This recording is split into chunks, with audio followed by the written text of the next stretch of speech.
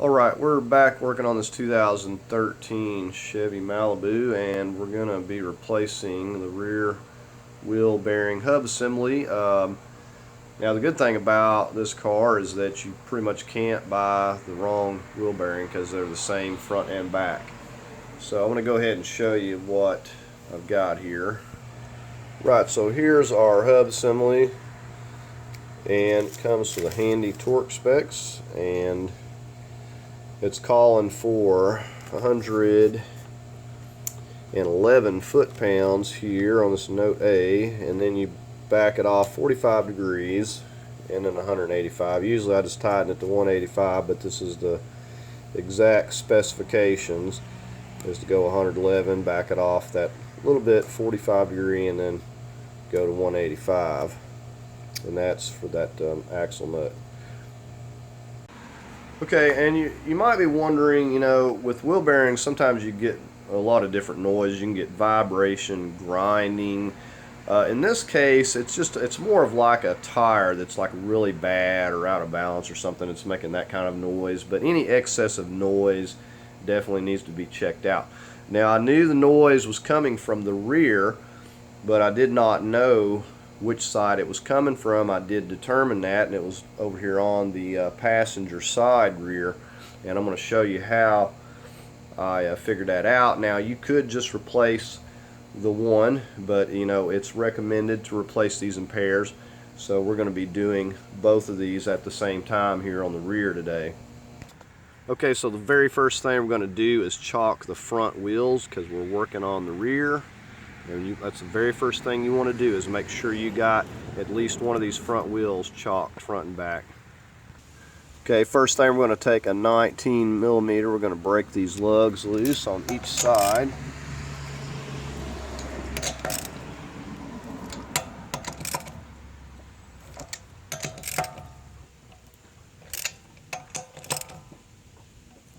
Okay, then we'll proceed on to lifting the vehicle here.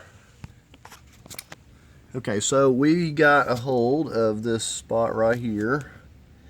Notice we missed that screw, and we placed a jack stand on the pinch weld here, and we're going to leave the jack in place, and we've done this on both sides. So we're going to go ahead and start removing this wheel.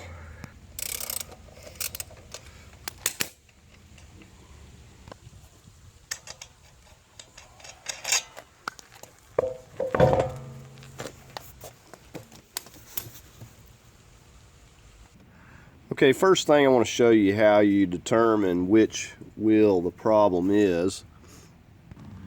Okay, first thing, once we're in here, we want to get this brake caliper off so we can isolate the noise. So I could remove this, just the caliper, and pull the brake pads back.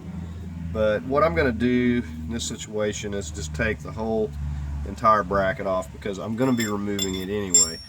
So this is an 18 millimeter bolt. You got one on the top and you got one on the bottom. Now you notice you can't really get the socket in here, so what we're going to do, we're going to use an 18 millimeter wrench, and we're going to use another wrench to kind of get some leverage here. Okay, so we'll just take this one and put it right on there, and surprisingly you can get a lot of force. So we got that top one broke loose, so we'll just go ahead and loosen it up a little bit. We don't want to take it completely out just yet.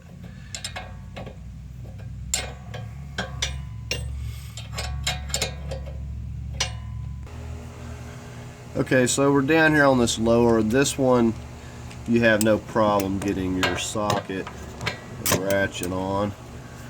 You can see.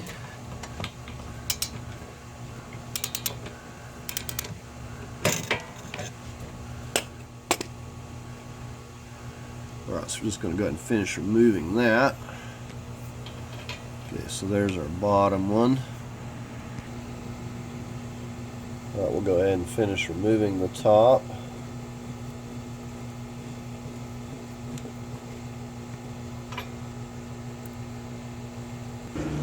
Okay, now we're just going to wiggle this off of here, and we'll just kind of set it up here out of the way for a moment.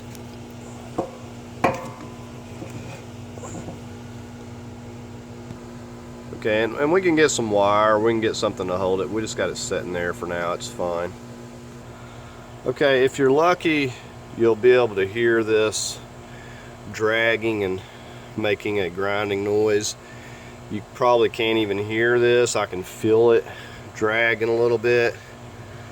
So I know this is the culprit. However, I have seen it where a wheel bearing was bad and it was having very bad vibrations, yet it did not grind when we checked it, or didn't wiggle, didn't have any of the signs of being bad, but yet under load it had a horrible vibration. So this is how I determine the culprit.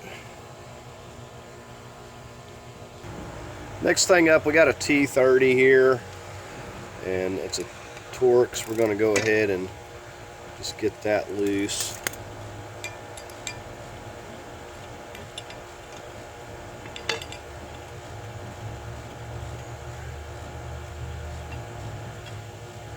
Now, one thing you want to prepare yourself for is that these hub bearings usually always stuck from the rust, so it is going to have to, very least, going to have to be pounded out of here or something to get this out of this knuckle. Okay, we just got the brake caliper just sitting on a box there, so it's out of our way. Okay, we got this 21mm nut. On this side, we're going to get started. This is on the upper control arm here. Okay, now this is the other side. I don't have a 21 wrench to hold this. I'm using a 13/16, and it fits perfectly. So we're going to hold with that wrench and start getting this loose with our 21 here.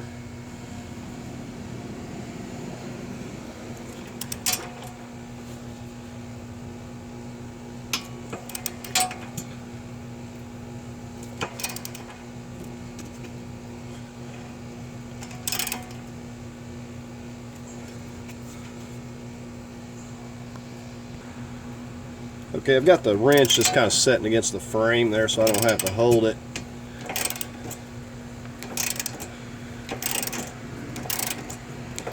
This is a self-locking nut. So I'm just going to finish removing this. Okay, so we'll go ahead and remove this 21.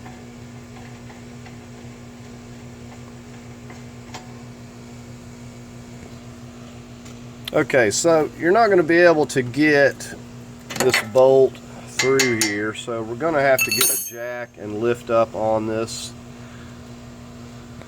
Okay, so just get you a jack somewhere under this, not on the dust shield, on something halfway solid under there. Alright, so we're just going to raise this up.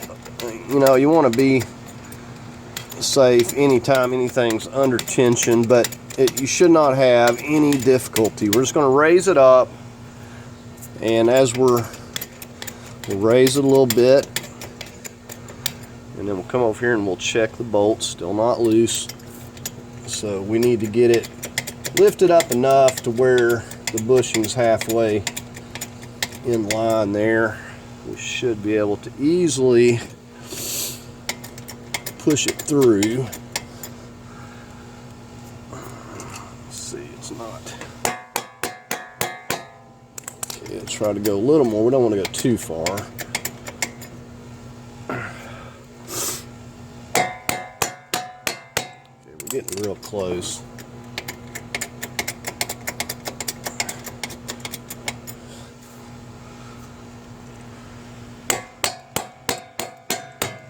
And this, I'm hitting it with plastic here, so it's not doing any damage to it. Okay, so finally got it lifted up here to where about I need it, and it's coming out pretty well. It ain't perfect.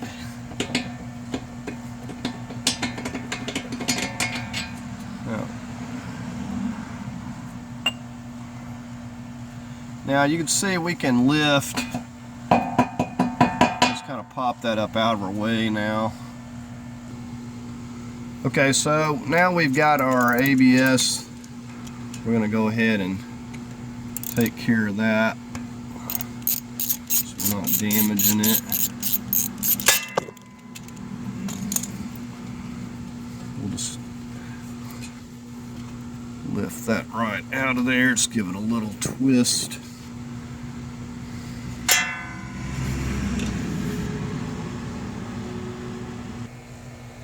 Okay, so I'm over here on this back one, and said you could remove this stabilizer link if you wanted to, but I'm just going to work around it. And I'm just working this first one loose here, and I'm going to get this out of the way, get it the rest of the way by hand.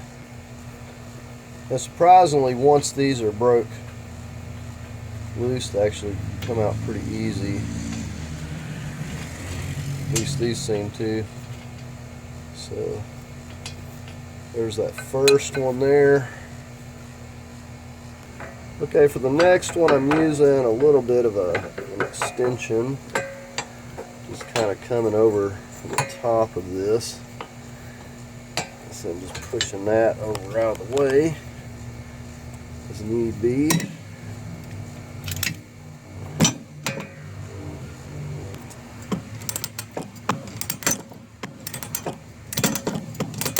So that, other than the upper control arm being slightly in my way here, this is coming out pretty easy. Let's see if I can get this one by hand. Nope, not yet. Okay, so there's our second one. So we got one more on the bottom. And this is the easiest to get at. These are quite tight initially, at least to break loose, but I'm using an extended ratchet. I've not had to break out a cheater pipe or breaker bar.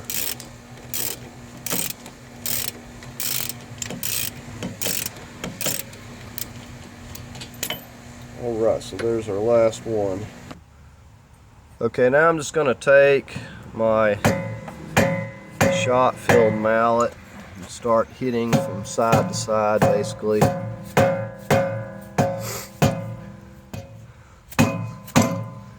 It's pretty stuck. Okay, because this one's pretty stuck, I'm going to go ahead and stick this bolt back in this control arm here. Alright, now we should be able to hit this a little bit harder.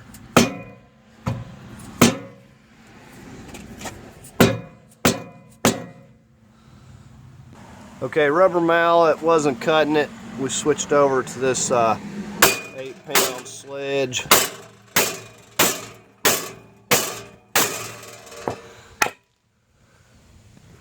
Once I get a gap started here, I can usually hit it on this other side,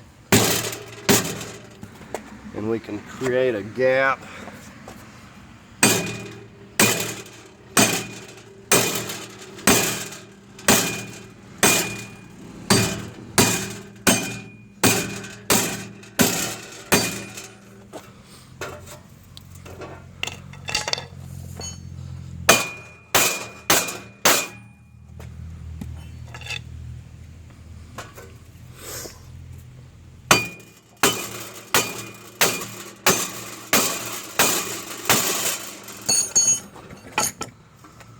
Definitely don't want to damage your dust shield.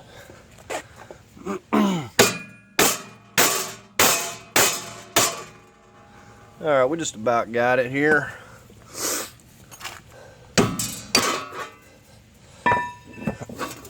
Of course, when you put that back, you want to make sure it's right there. Alright, we'll go ahead and clean all this up. Quite a bit of corrosion gets in here. And I always just put back a good amount of grease, so hopefully it doesn't happen the next time you got to mess with it. Okay, and these get quite a bit of corrosion, and sometimes you gotta work it loose. Basically, you just want to, using some 200 grit sandpaper here. You don't want to get carried away with it, because this is supposed to be a snug fit, but you want to try to I'm knocking all this corrosion. You can see I'm trying to knock that down, so when I slip the new bearing in here, it's going to slip in nicely. Okay, so after going over it a little bit, alright, so it's fitting nicely. Okay, another thing we're going to do is coat this with some grease, so next time hopefully there ain't no trouble. Right, so go ahead and set it back in place. Okay, got my medium Loctite. We're going to go ahead and start the first bolt. Okay, and hopefully you don't try to forget your dust shield like I just did.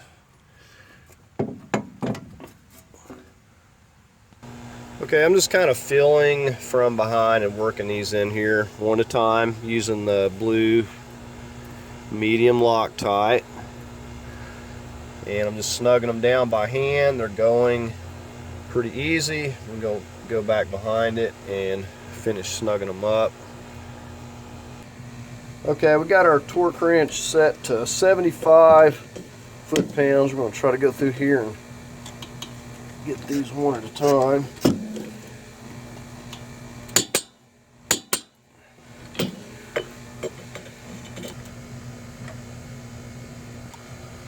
Okay, so you kind of have to get the right extensions here to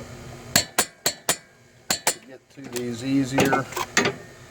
I'm going to use a short one to get to that back one there. Okay, so here we are on the final one here.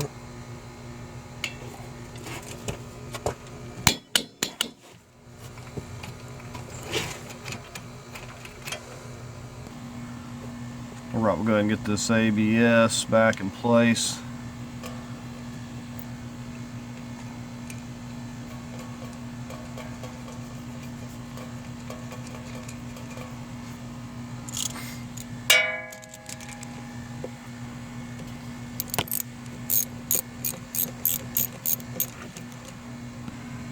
Okay, we're going to go ahead and see if we can work this bolt back in place here.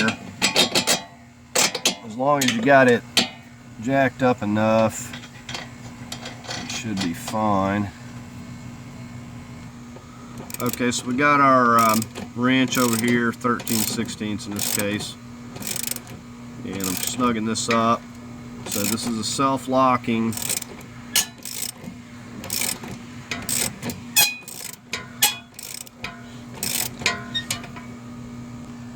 Okay, I'm going to torque this down to 110 foot-pounds. This is a pretty big bolt, and it's a grade 10.9. It can handle quite a bit, up to 140 or so.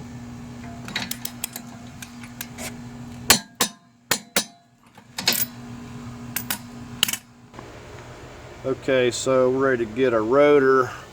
We're going to line up that little hole with that.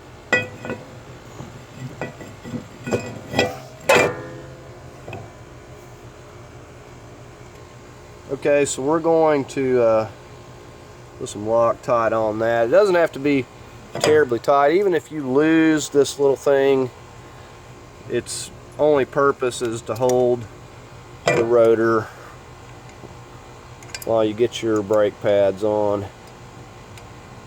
So you don't want to waste a whole lot of time with it.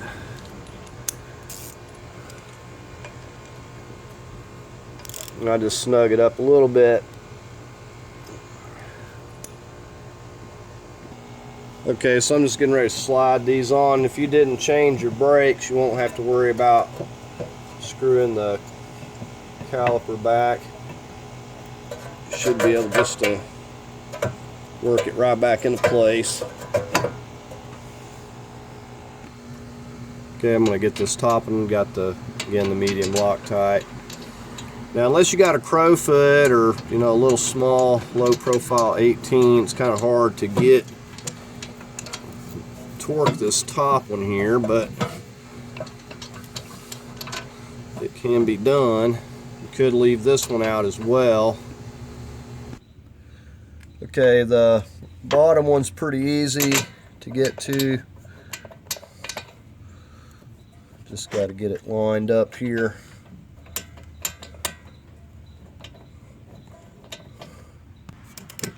Okay, so we're going to go ahead and just snug them both up. We'll get our torque wrench over here. Alright, we're going to torque these to 75 foot-pounds.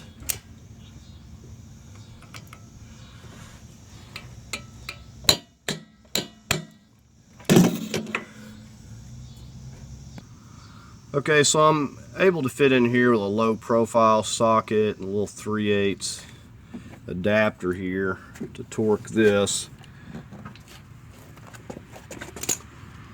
Just gonna get the leverage here now.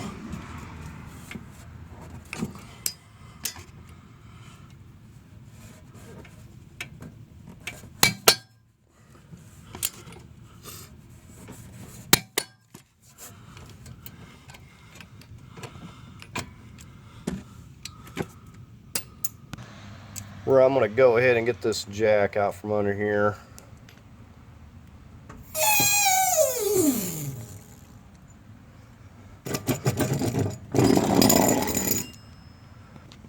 Right, we're going to go ahead and get the wheel back on now.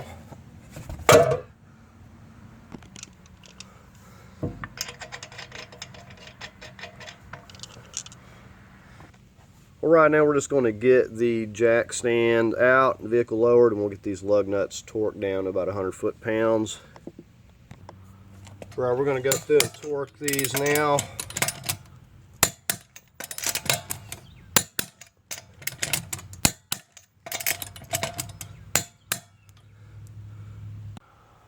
Alright, so just took it for a test drive and came back and all the noise has went away, so I'm going to call that a fix. So these bearings is about $100 for the pair. So not too bad. Anyways, I hope you found the video helpful. If you did, give it a thumbs up. If you'd like to leave a comment, please do so. As always, I invite you to subscribe, and thanks for watching.